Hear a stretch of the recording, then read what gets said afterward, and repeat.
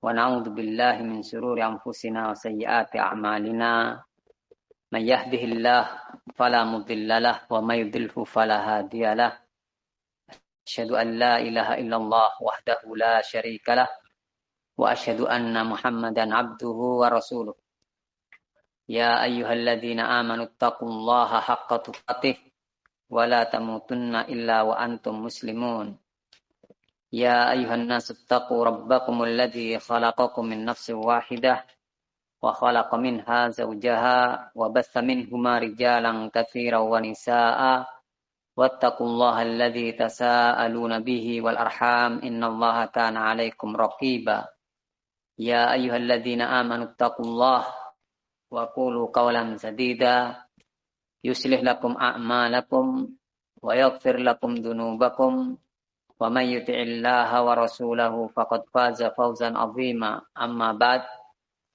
فإن أصدق الحديث كتاب الله وخير الهدي هدي محمد صلى الله عليه وعلى آله وسلم وشر الأمور محدثاتها فإن كل محدثة بدعة وكل بدعة ضلالة وكل ضلالة في النار.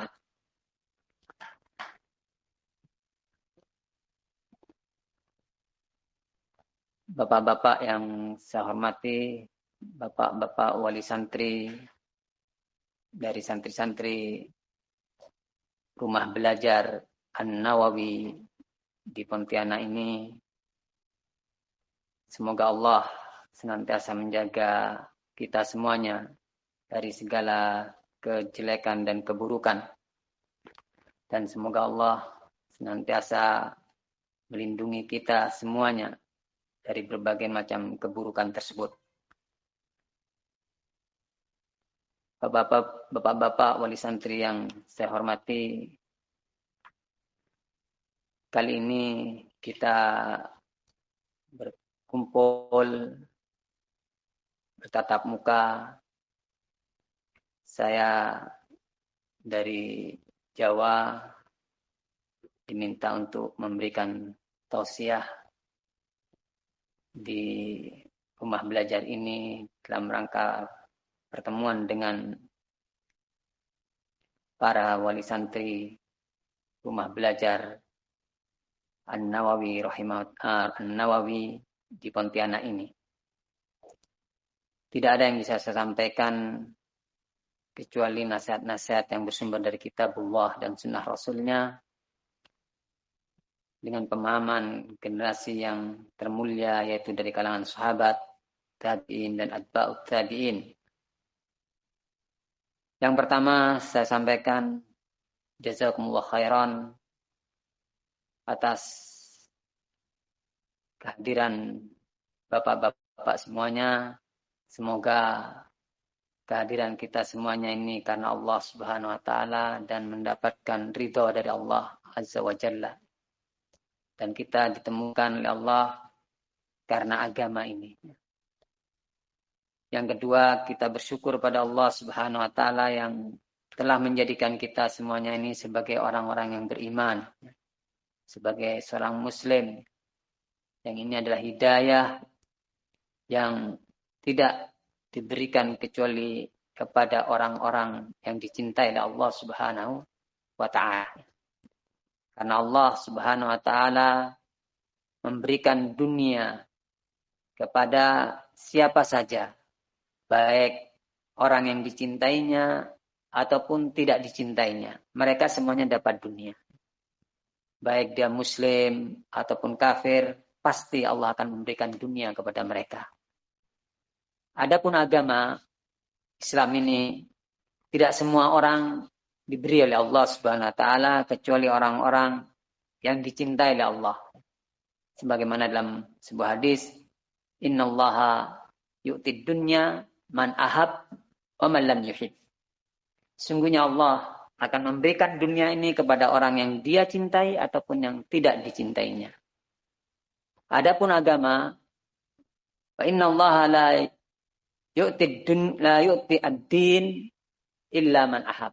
Sungguhnya Allah tidaklah memberikan agama ini, agama Islam ini, kecuali kepada orang-orang yang dicintai oleh Allah Subhanahu wa taala. Maka ini wajib disyukuri. Kita bersyukur pada Allah, termasuk hamba-hambanya yang insya Allah dicintai oleh Allah, karena kita dipilih menjadi orang-orang yang beriman. Kemudian rasa syukur lagi, yaitu kita bersyukur pada Allah Subhanahu wa Ta'ala, yang mana anak-anak kita diberi peluang oleh Allah Subhanahu wa Ta'ala mempelajari ilmu agama ini. Ini satu kenikmatan. Tidak semua kaum muslimin mendapatkan kenikmatan mempelajari ilmu agama. Yang kita telah mengetahui bersama sabda Nabi SAW, yang beliau bersabda, "May yuridillahu bi khairan yufaqihu fiddin." Barang siapa yang Allah kehendaki kebaikan padanya, maka Allah akan memahamkan agama kepadanya. Jadi orang yang faham tentang agama berarti dia telah diberi kebaikan oleh Allah Subhanahu wa Ta'ala. Dan sebaliknya orang-orang yang tidak memahami agama Islam, maka berarti Allah tidak memberikan kebaikan kepadanya. Karena Rasulullah mengatakan, "May yuridillahu bi khairan yufaqihu fiddin." Barang siapa yang Allah kehendaki kebaikan kepadanya, maka Allah fahamkan dia tentang agama Islam ini. Dia tahu mana yang halal, mana yang haram, kemudian dia mengamalkannya. Itulah orang yang faham tentang agama ini. Agama Islam ini bersumber dari kitabullah, yaitu Al-Quran, dan sunnah Rasulnya Sallallahu Alaihi Wasallam. Dan walhamdulillah kita bersyukur kepada Allah, anak-anak kita mendapatkan peluang, diberi peluang oleh Allah Subhanahu wa Ta'ala mempelajari kitabullah, mempelajari Al-Quran. Ini satu kenikmatan yang amat besar, ya. Yang mana Rasulullah Sallallahu Alaihi Wasallam bersabda, "Khairukum man ta'allama al-Quran wa 'allamah." Sebaik-baik kalian adalah orang yang mempelajari Al-Quran dan mengajarkannya.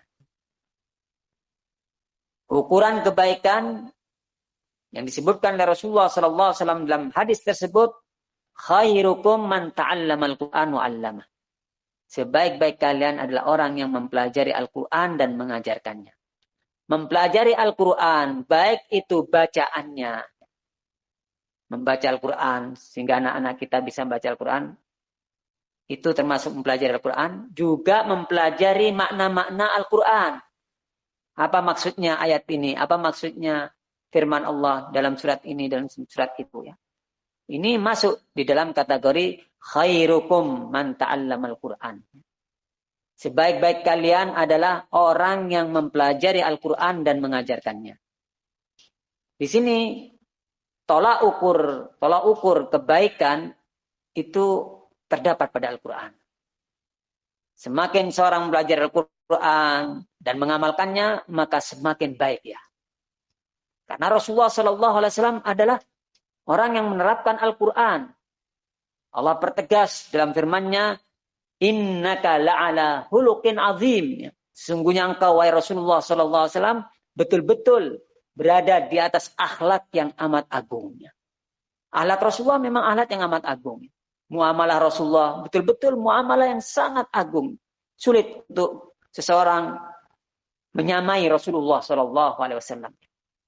Memang itu kelebihan Rasul SAW, sehingga beliaulah yang dipilih oleh Allah sebagai makhluk yang termulia, Rasul yang termulia, yang memang beliau sangat mencintai umat ini.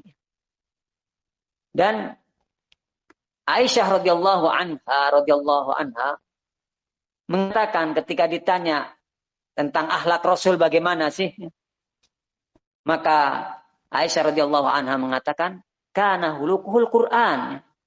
Akhlak Rasulullah adalah Al-Quran. Ini keutamaan Al-Quran.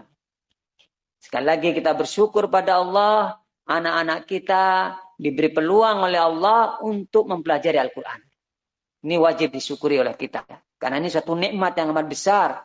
Ini pertanda kebaikan bagi anak-anak kita. Anak-anak kita mempelajari Al-Quran, kalamullah. Kelebihan Al-Quran itu amat besar dan banyak sekali. Di antaranya orang yang membaca Al-Quran itu mendapatkan pahala yang begitu besar. Sampai-sampai Rasulullah mengatakan, man qara'a harfan min kitabillahi falahu hasanah wal hasanatu bi asri amsalihha. Barang siapa yang membaca Al-Quran, membaca satu huruf dari kitabullah, satu huruf dari Al-Quran. Barang siapa membaca satu huruf dari kitabullah, dari Al-Quran, maka dia telah mendapatkan hasanah. Mendapatkan satu kebaikan. Yang mana satu kebaikan ini diberi balasan, diberi pahala oleh Allah dengan 10 kebaikan. Perhatikan di sini, seorang yang membaca satu huruf Al-Quran, satu huruf, maka diberi pahala oleh Allah dengan 10 kebaikan. Dan Rasulullah mengatakan, setelah itu, la aqul alif lam mim harfun, walakin alif harfun, lam harfun, wa mim harfun. Aku tidak mengatakan bahwasanya alif lam mim itu satu huruf. Tetapi alif itu satu huruf, lam satu huruf, mim satu huruf. Berarti dalam kalimat alif lam mim itu terdapat 3 huruf. Artinya dia mendapatkan 30 kebaikan. Itu kalau dibaca alif lam mim saja. Bagaimana kalau dia anak-anak kita yang membaca Al-Quran sehari misalkan 1 halaman, berapa huruf yang dia baca sudah? Betapa banyaknya pahala yang diraih oleh anak-anak kita. Dan itu pun juga didapatkan oleh orang tua. Orang tua juga mendapatkan pahala apa yang didapatkan oleh anak-anak kita, anak-anaknya. Dan Al-Quran ini nanti sebagai pembela bagi orang-orang yang membaca Al-Quran dan mengamalkannya.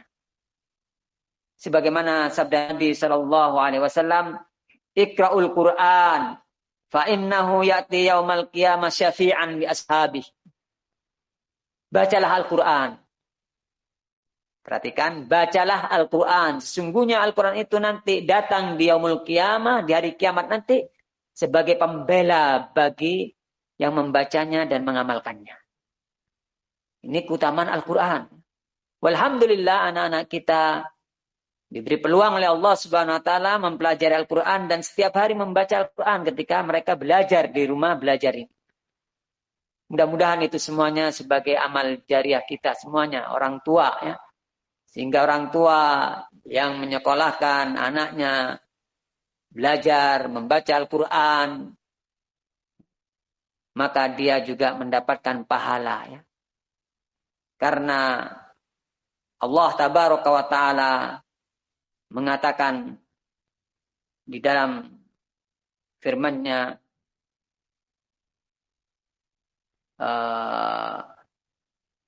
wa allaisa lil insani ma sa'a. Tidaklah bagi seseorang itu melainkan apa yang dia upayakan. Anak termasuk upaya dari orang tua. Gak mungkin lahir anak tanpa adanya orang tua.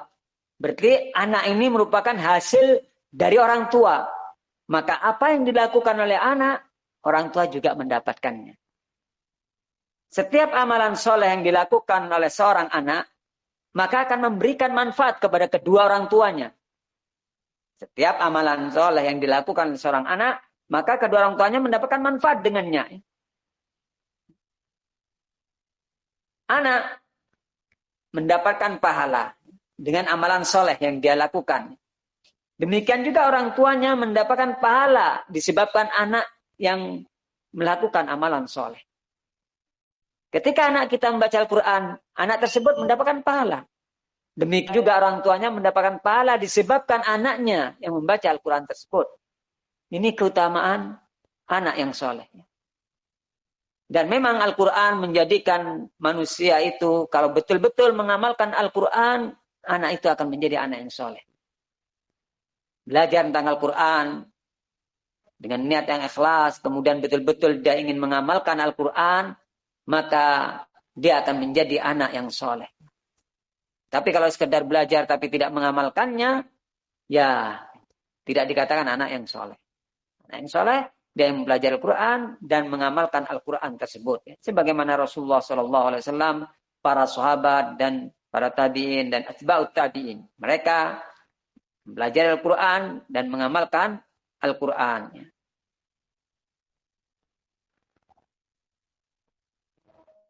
Para bapak, wali santri, yang semoga Allah Subhanahu wa Ta'ala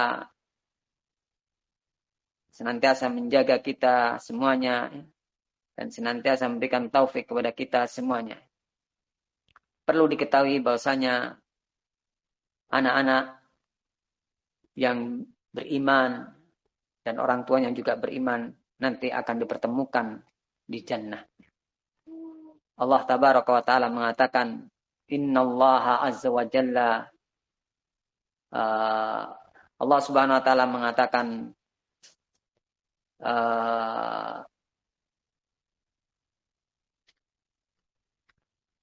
di dalam surat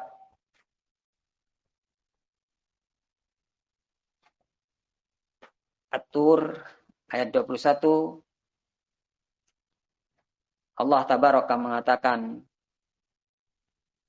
walladzina amanu wattaba'athum dzurriyyatuhum biimanin alhaqna bihim dzurriyyatahum wama alatnahum min amalihim min syai' kullu imri'in bima kasaba rahim. Kata Allah Subhanahu wa Ta'ala, orang-orang yang beriman dan diikuti oleh anak keturunannya, anak-anak dan juga cucu-cucunya, ya, keturunannya. Anak keturunannya itu mengikuti orang tuanya dengan iman. yakni maksudnya kedua orang tuanya beriman, anak-anaknya juga beriman, ya, cucu-cucunya dan keturunannya juga beriman, ya. Maka kata Allah, alhaqna bihim dzurriyyatahum. Maka kami hubungkan anak-anak tersebut, anak keturunan tersebut dengan mereka. Wa ma alatnahum min amalihim min syai'. Dan kami tidak akan mengurangi sedikit pun dari amalan mereka. Kullum bi'im bima kasaba rahim. Setiap orang itu akan terikat dengan apa yang dia kerjakan. Di sini memberitahukan kepada kita semuanya bahwasanya kedua orang tua yang soleh, dua-duanya soleh, dan anak-anaknya, anak keturunannya, orang-orang yang solihun, maka nanti di yaumul kiamah Allah Subhanahu wa Ta'ala akan mempertemukan antara anak keturunan tersebut dengan orang tuanya. Dan ini nikmat yang amat besar. Kalau kita di dunia betapa eratnya hubungan seseorang dengan anaknya, demikian anak dengan orang tuanya. Untuk berpisah berat, terutama ibu. Betapa bahagianya orang yang hubungannya di keluarganya, istri, anak-anaknya, baik semuanya. Itu nikmat sekali sudah. Seorang walaupun dia itu kaya raya, tetapi keluarganya berantakan, ya hancur dia. Tidak bahagia dia. Dan tentunya orang mengharapkan keluarganya mawaddah, sakinah. Dan demikianlah orang-orang yang beriman, hamba-hamba Allah. Dia mengharapkan anaknya itu menjadi qurrata a'yun. Anak keturunannya menjadi qurrata a'yun, penyejuk hati mereka. Dan itu harapan bagi orang tua. Tentunya orang tua mengharapkan anaknya menjadi penyejuk hatinya. Kalau seandainya seorang itu banyak hartanya, tetapi anaknya na'udzubillah min dzalik, tidak menjadi qurratu ayun, akan menyusahkan dia. Adapun orang-orang yang sholihin, dia berharap kepada Allah untuk diberi anaknya dan istrinya menjadi qurratu ayun. Sebagaimana Allah berfirman dalam surat Al-Furqan ayat 74, "Walladzina yaquluna rabbana hab lana min azwajina wa dzurriyyatina qurrata a'yun waj'alna lil muttaqina imama." Dan orang-orang, yakni hamba-hamba Allah yang salihin, berdoa kepada Allah. Ini doanya orang-orang yang saleh. Doanya kepada Allah, perhatikan yang diminta kepada Allah, perhatikan di sini. Rabbana hablana min azwajina wa dzurriyyatina qurrata a'yun. Wahai Rabb kami, jadikanlah istri-istri kami dan anak keturunan kami qurrata a'yun, penyejuk pandangan kami, penyejuk hati kami. Ini yang diminta, perhatikan. Kenapa yang diminta oleh orang-orang yang soleh ini? Agar istri dan anak-anaknya itu sebagai penyejuk hatinya. Kenapa kau tidak meminta harta yang banyak? Karena kalau istri dan anak-anak itu sebagai penyejuk hati, itulah hakikat kebahagiaan seseorang. Apa artinya harta yang banyak? Kalau dalam rumah tangga tersebut berantakan, tidak akan tenang dia. Ya. Misalkan punya anak, na'udzubillah min dalik. Orang tuanya kaya, tapi anaknya na'udzubillah min dalik. Nakal, ya. Bikin masalah. Ditangkap polisi karena sabu-sabu. Ditangkap polisi karena mencuri. Ditangkap polisi karena ini dan itu. Ya. Malu orang tua. Ya. Padahal hartanya banyak. Mungkin orang tua akan mengatakan, kenapa kamu nak mengambil uangnya orang? Abi ini kaya, bapakmu ini kaya, orang tuamu ini kaya. Kenapa kamu nggak minta uang pada saya? Bikin malu kamu nak. Nggak akan tenang orang ini ya. Kenapa? Karena anaknya tidak menjadi qurrata a'yun. Berbeda dengan orang tua yang anaknya menjadi qurrata a'yun. Walaupun dia tidak memiliki harta, tentramnya, bahagianya dia. Makanya yang diminta oleh hamba-hamba Allah yang sholihin, yaitu meminta kepada Allah agar istri dan anak-anaknya menjadi qurrata a'yun.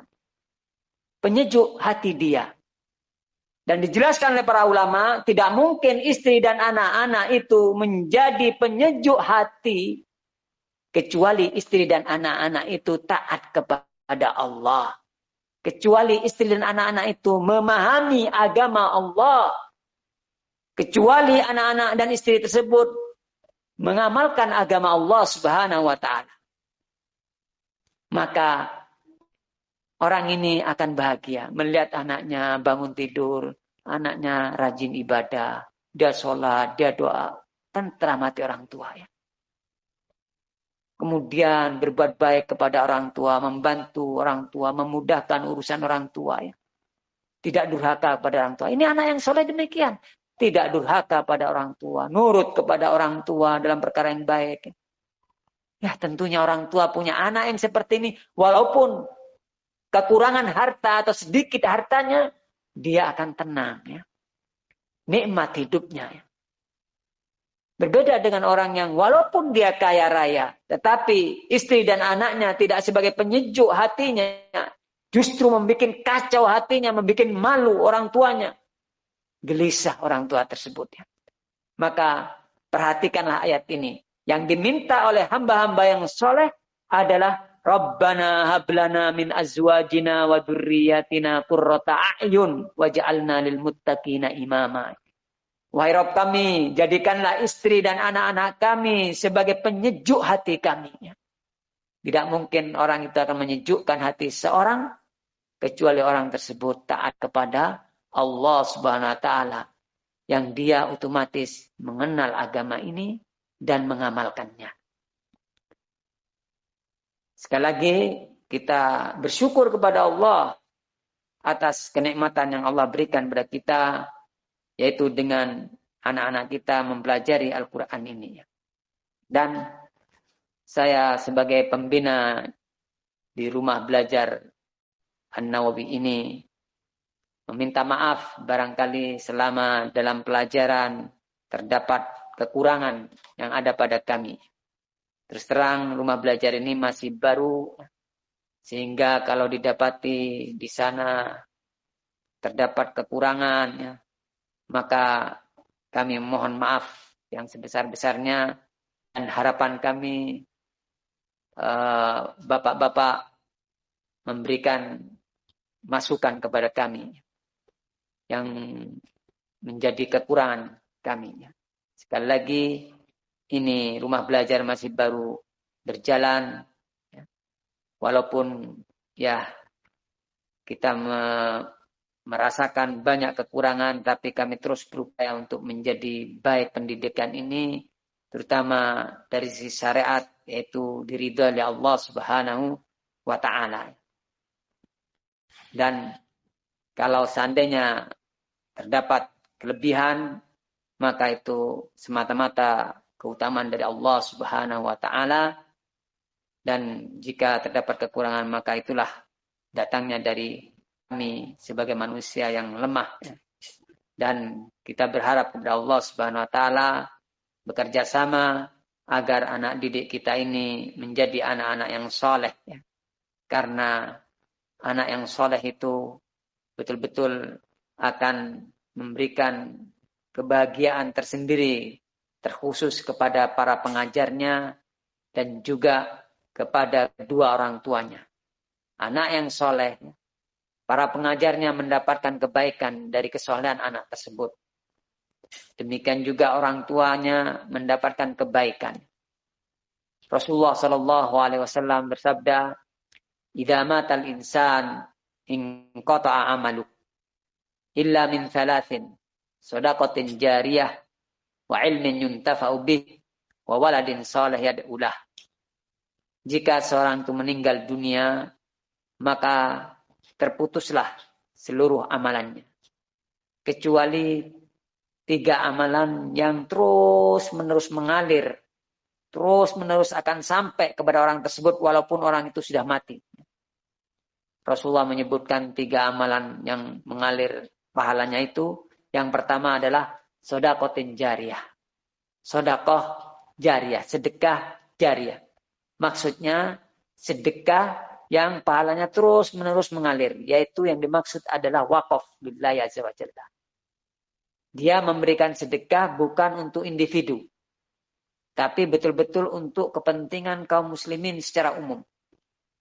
Dia mewakafkan hartanya karena Allah Subhanahu wa Ta'ala. Misalkan dia memberikan hartanya untuk pembangunan masjid, maka selama masjid tersebut digunakan untuk ibadah, untuk membaca Al-Quran, untuk sholat 5 waktu, untuk ta'lim tentang agama Islam ini, maka orang yang bersedekah jariah tersebut, selama masjid itu digunakan untuk amalan-amalan soleh, maka yang bersedekah jariah itu terus mendapatkan pahala sekalipun dia telah meninggal.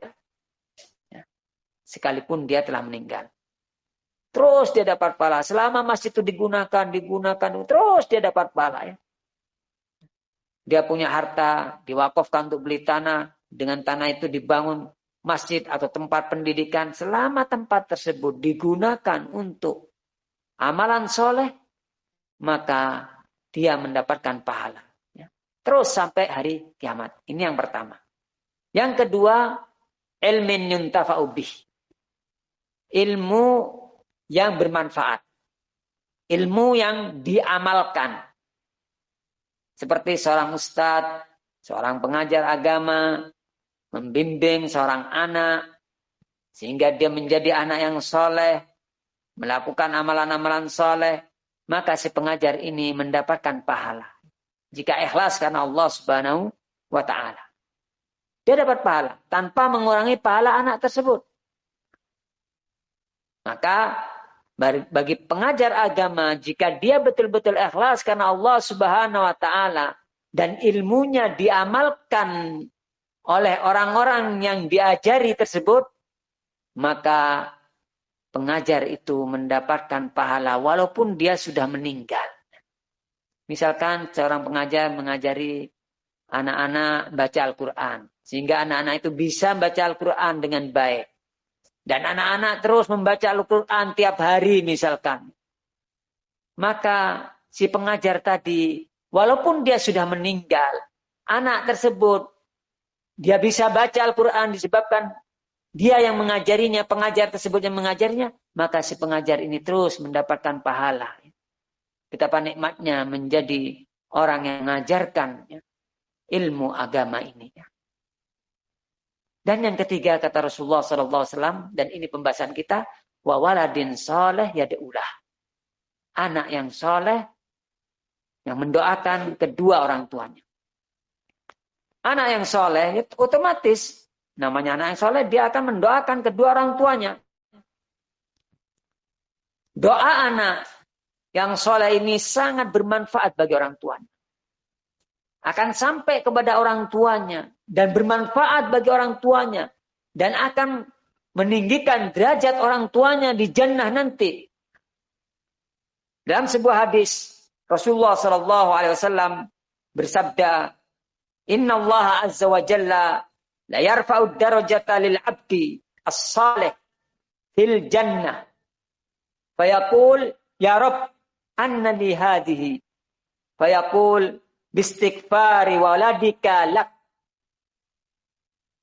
Dalam hadis Abi Hurairah radhiyallahu an, sesungguhnya Allah Azza wa Jalla benar-benar akan mengangkat derajat seorang hamba yang saleh. Allah akan mengangkat derajatnya seorang hamba yang saleh di jannah. Jannah itu bertingkat-tingkat. Dan Allah akan mengangkat derajat seorang ini di atas lagi. Sampai penghuni jannah tersebut mengatakan, Ya Rabb, wahai Rabbku. Dari mana keutamaan ini yang aku dapatkan ini, wahai Rabb? Kok tiba-tiba diangkat derajat saya ini? Padahal dia sudah beramal, sudah selesai amalannya. Kok tiba-tiba diangkat derajat dia di jannah ini? Maka dijawab oleh Allah Subhanahu wa taala, bistighfari waladika lak. Disebabkan anakmu memohonkan ampun untukmu. Si anak mengatakan Rabbana atina rabbighfirli wali walidayya warhamhuma kama rabbayani shaghira. Wahai Rabb kami, ampunlah kedua orang tuaku sebagaimana mereka dahulu mendidik aku ketika aku masih kecil.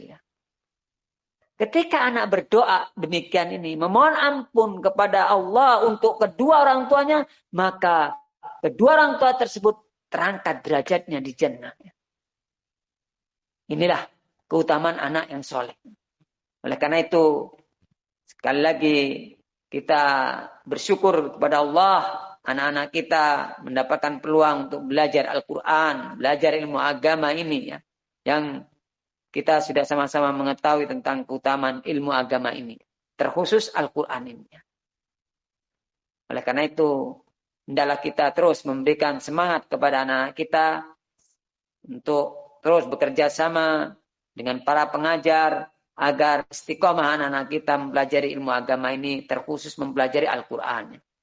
Mungkin ini yang bisa saya sampaikan di dalam pertemuan kali ini, dan mudah-mudahan setelah ini ada diskusi musyawarah di antara kita untuk kebaikan anak-anak kita.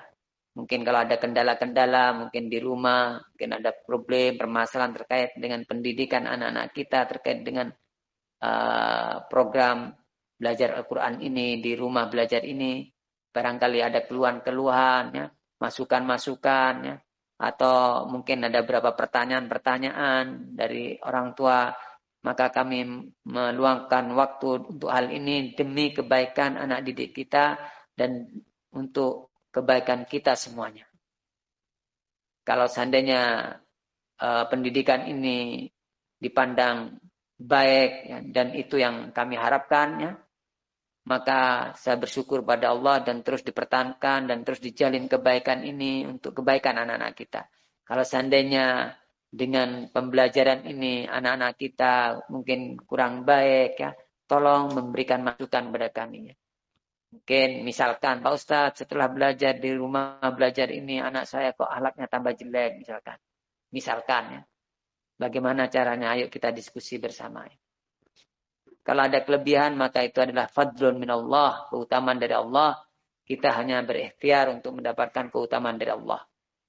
Karena Allah memberikan hidayah kepada siapa saja yang Allah kehendaki karena keutamaan dari Allah, bukan kehebatan orang tersebut. Dan Allah menyesatkan orang-orang yang Allah kehendaki dengan adilnya, dan Allah tidak berbuat zalim kepada hambanya. Ini mungkin yang bisa saya sampaikan untuk